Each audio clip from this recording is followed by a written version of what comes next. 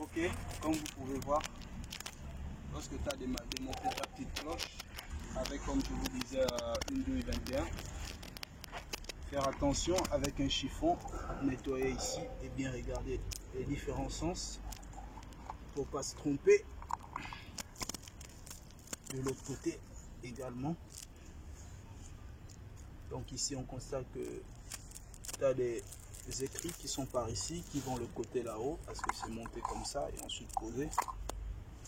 Et ensuite, tu as les joints ici.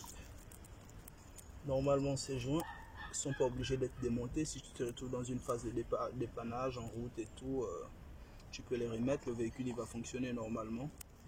Mais quand tu achètes un nouveau filtre avec de nouveaux joints, c'est bien de changer.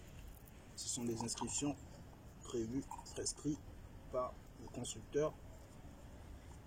Et ensuite, quand tu enlèves tes deux joints, il faut faire très attention et bien prendre des repères.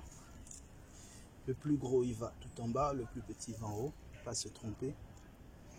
Et donc voilà. Ensuite, tu as un gros joint ici.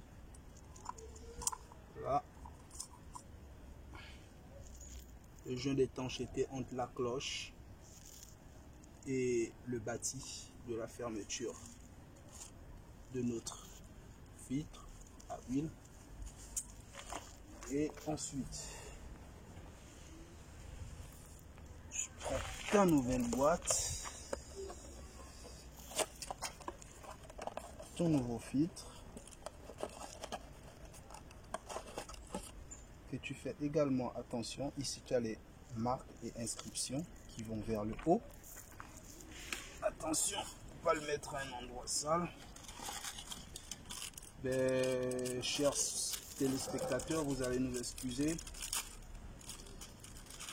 Le milieu de maintenance n'est pas propice, du coup on fait avec les moyens de bord. C'est pourquoi tout est un tout petit peu entremêlé. Une fois après avoir démonté tes anciens filtres et joints, juste un tout petit peu d'huile. Donc voilà, mettre un tout petit peu d'huile pour permettre à ce que notre joint puisse bien adhérer et le remplacer. Ensuite, parmi les deux petits joints, tu prends le plus gros, tu le fais rentrer ici.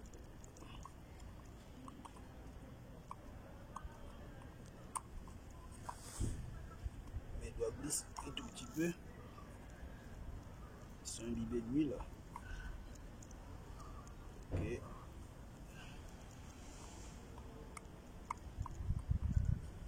Et voilà.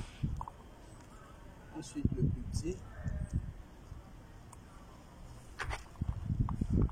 Une fois c'est fait,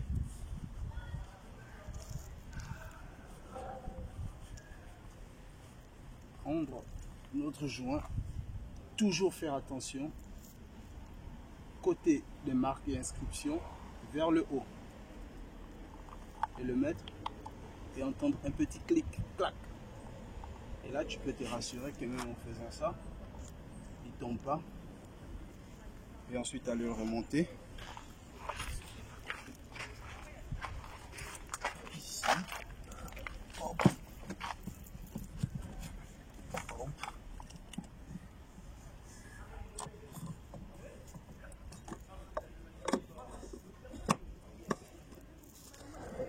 Voilà.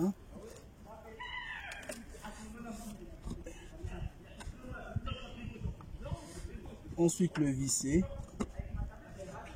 à la main tout doucement jusqu'à ce qu'il prenne.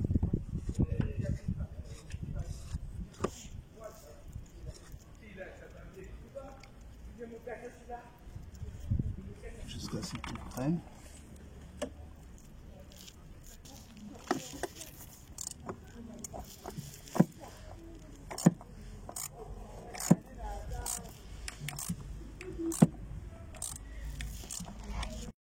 Par contre, il y a un truc que je cherche ici. Alors les amis, très important. tout à l'heure, en démontant l'écrou des purges au niveau du carter inférieur d'une, je me suis aperçu qu'il n'y avait pas sur notre écrou cette petite rondelle en cuivre. Très important, alors très important, pendant la phase d'une vidange, au démontage de l'écrou de purge ou la vis, je ne sais pas, peu importe, toujours se rassurer de ce petit joint en cuivre. Si vous ne l'avez pas, sachez qu'il a peut-être été égaré. Et si par malheur vous ne le trouvez pas, toujours le remplacer. Parce que lui, il assure l'étanchéité entre notre écrou de serrage et notre carter pour éviter qu'il y ait des éventuelles fuites. Sinon, montant l'écrou juste comme ça et tout, ou la vis, le moteur il sera en fonction, ben vous pouvez perdre progressivement de l'huile jusqu'à ce qu'à un moment vous ne vous en rendez pas compte, le moteur il lâche. Très important cet écrou, très important cette rondelle, je voudrais dire, à préserver. Donc voilà les amis, je vais remonter la rondelle. Et hop, une fois monté, il va juste rester une chose à faire, aller tout en bas, le resserrer, ensuite faire notre remplissage d'huile progressivement et après faire des éventuels tests. On se dit à tout à l'heure pour les tests, messieurs et dames.